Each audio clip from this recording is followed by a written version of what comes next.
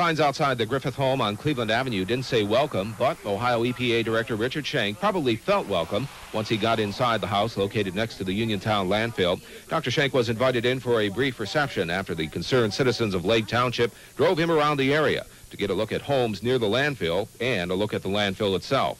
After the tour, the citizens group, township officials, and the county prosecutor looked on as Dr. Shank was presented with a letter for delivery to Governor Celeste. Governor, no one should have to live on top of toxic waste. Just this past week, we learned that the U.S. Army dumped in here in 1969 and 1970.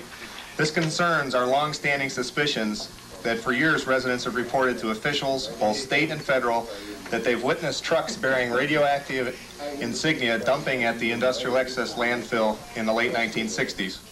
Dr. Shank says he came away from today's visit with a new perspective on the problem. He'll relate to the governor. He also says Ohio will do what it can. The federal government's going to have to do the total cleanup. Our biggest concern right now is to make sure that cleanup is done right and that the people up here are protected. I'm not certain at this point that that's the case.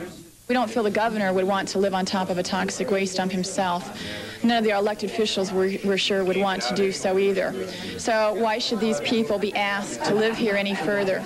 For Mildred Griffith and her husband, difficult decisions will be made whether or not the requested buyout of their home and others in the area is granted. We will have to go, whether they buy us out or not, because it's too much of an emotional strain.